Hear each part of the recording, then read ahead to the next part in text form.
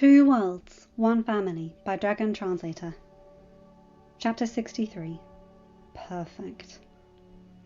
They landed in the cove without anyone else stopping them. Hiccup knew they did not have long. He would need to get back and aid Gobber. He would probably have to stand with his father in the next council meeting, given the fact the thing would be on Berg and be about dragons. He also knew if he did not have a moment to talk to Astrid, he would explode like a barrel of Zippelback gas set on fire. That comparison caused Hiccup to pause, wondering if holding Zippelback gas in a container could help Berg.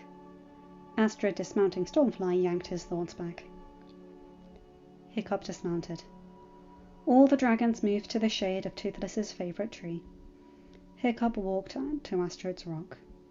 He sat down on the grass right beside it, though well in sight of the dragons. Astrid walked over and stared down at him, eyebrow lifted. Hiccup grinned and patted the grass in front of him. The other eyebrow joined the first upon Astrid's face. Hiccup patted the grass again. Astrid tilted her head, but sat down. Hiccup lifted his hands, his fingertips trailing along her cheek. Now that they were here, he was not sure how to start. When he had said he hoped Astrid would not be mad about the contract, his father had laughed. Hiccup was not sure. Astrid allowing his courtship was one thing. Astrid happy about spending her life with him was another. She had declared he was hers, but that was now. Would she feel that way in a year? 2? 20? Hiccup sighed. Are you okay? Astrid asked softly, as if she feared breaking something sacred. You can tell me anything, Hiccup. Hearing words he had said the night he declared his intentions to court her gave Hiccup his strength. Dad and I talked, he whispered. He told me what was wrong with me. Astrid's eyes narrowed. Nothing, Hiccup. Nothing's wrong with you. Hiccup smiled. I know. Astrid frowned. So, what did your dad say? That my feelings and wants were normal, I'd expected. See? Told you. Hiccup chuckled. He lifted his right hand and brushed aside the hair that covered her left eye. He wanted to see both. He leaned forward and covered her lips with his own. His right hand joined his left in cupping her cheeks. His palm slid forward, cradling her head. His thumb stroked her cheeks. His lips caressed hers in time with the sound of the water lapping gently against the earthen bank behind them. His eyes closed as his feelings for her washed over him. His hair felt as if each strand was quivering as Astrid returned the kiss with the same speed and softness as his. Hiccup pulled back slightly. He knew the dragons would intervene soon. He had to speak. He had to tell her everything, and he wanted to do so without their chaperones in their laps. Hiccup still cradled her head, but he laid his forehead against hers.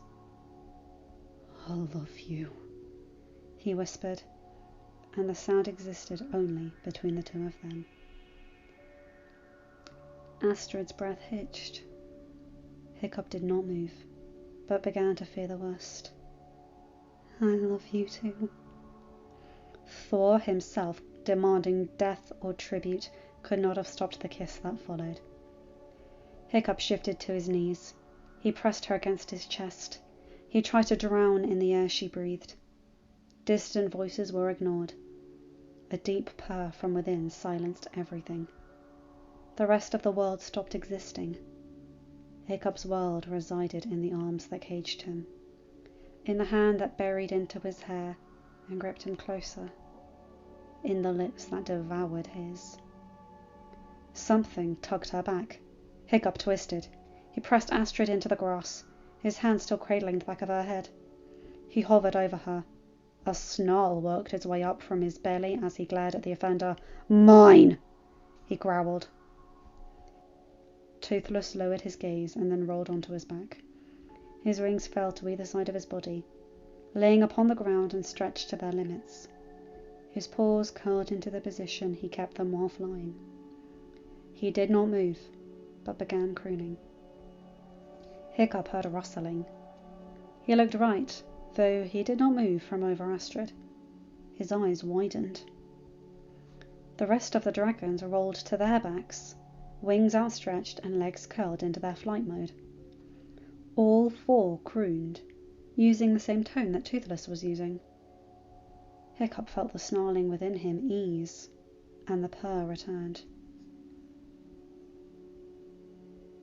Astrid gently pushed against his shoulder. Hiccup looked down, blinked, and felt his cheeks flame. He quickly sat up. Astrid sat up as well. She looked around and stared at Hiccup. "What's going on?" she asked, sounding breathless. Hiccup had to remind himself how to speak. Toothless tried to tug you out of my arms," he said softly. Astrid looked around again. "Why are they doing that?" "I dunno," Hiccup asked. "Toothless? What's wrong? What are you all doing?" None of the dragons moved, and none stopped their crooning. Hiccup stood and walked over to Toothless. He blinked, and his heart fell as his brother flinched slightly when Hiccup knelt beside him.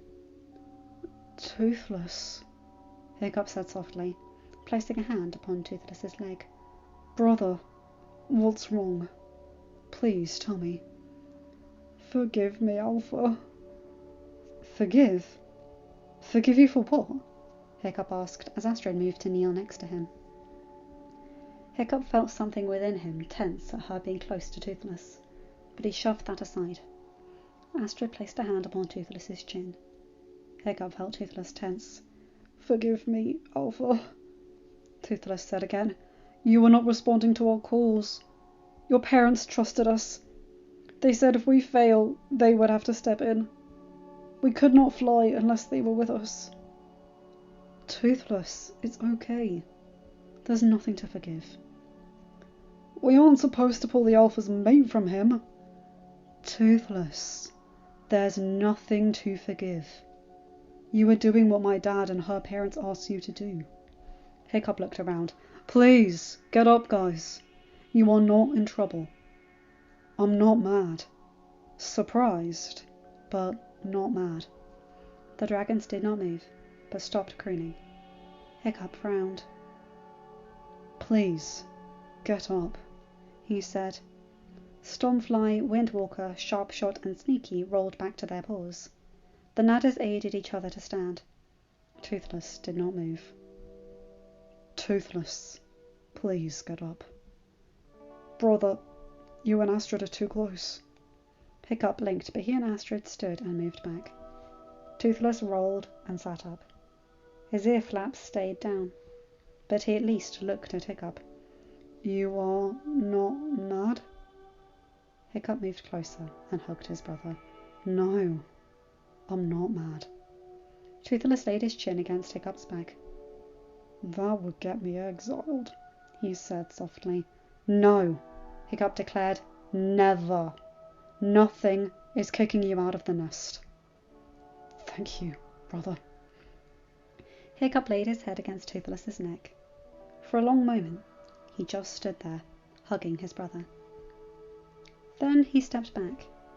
He still had to tell Astrid something. He sat down, placing his back against Toothless's chest and belly. He patted the grass in front of him. Astrid did not hesitate. Hiccup smiled and spun his finger. Astrid snorted but turned. Hiccup placed his legs around her and wrapped his arms around her waist, pulling her against his chest. Astrid tensed. "Wait," she whispered. She leaned up and removed her spoilers. Hiccup smiled, placing his chin upon her shoulder as she laid back against him. For a moment, Hiccup let the silence reign. "Astrid," he finally began in a whisper. "Dad and I talked about something else." "Hmm?" "The tribes are coming to Burke in the spring for a thing. They are worried about the dragons."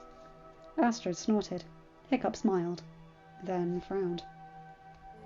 Dad said you and I would need to have a marriage contract signed, or the chiefs from other tribes may try to get a contract for their daughters. Hiccup felt Astrid tense. She leaned away and turned so that she could stare at him. Hiccup kept still in the silence. You are mine, she declared before kissing him. Hiccup hummed and returned the kiss, but pulled back soon after. He stared at her. He had to know. I know you just want to be a defender of Book. I'm not going to stop you. Astrid placed a finger upon his lips. Hiccup, you are mine. I can defend Burke at your side as your wife, just as well as not, and I would rather be at your side. I want you at my side too, Astrid. And I would never tell you that you can't defend Burke, or fight, or be a warrior. You are perfect as you are. Astrid smiled and kissed him again. Hiccup moaned, but pulled away. So you don't mind that we will legally be promised? That as soon as we are able, we will be wed before the gods? Astrid cupped his face with her hands. You are mine, Hiccup, she said again, leaning forward and kissing him. Hiccup moaned and returned the kiss. She had not actually said yes, but her repeatedly declaring him as hers, and her repeated kissing him, said more than that one word could ever convey. She wanted him, and she wanted to be with him as they grew older. He felt something nudge his back and heard a warble from above him. He pulled back and looked up. Toothless tilted his head, looking down. Hiccup smiled and reached up, scratching his brother's chin.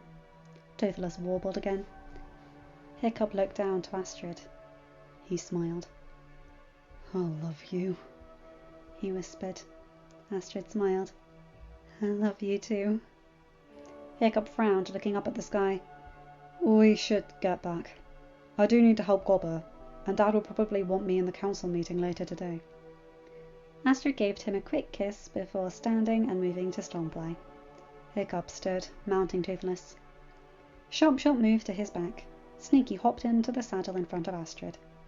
Toothless, Stormfly and Windwalker rose and banked for the village. Hiccup smiled, glad that the dragons knew where to go. He could not stop staring at Astrid, and she kept her eyes upon him the entire flight. End of chapter. Hi guys, hope you enjoyed that one. He makes me happy. I love that. Just, the fact that she is constantly saying, you are mine. Because it's not just him, it's mainly from his perspective. But it's so mutual, it's beautiful. And the fact that they willingly, openly talk about these things. I know I keep hammering it home, but get used to it. These are a long couple of fics, and I am going to be gushing over these two, the way I gushed over Poppy and Branch. As I keep saying, they're one of my favourite couples of all time, and it's just so gorgeous. Anyway, you guys know the drill. Like, comment and subscribe, and hit that bell to get notified whenever I upload a new video. Have a good day, night, or whatever time zone you're in. Bye my guys, gals, and non-binary pals. I'll see you in another video. Take care.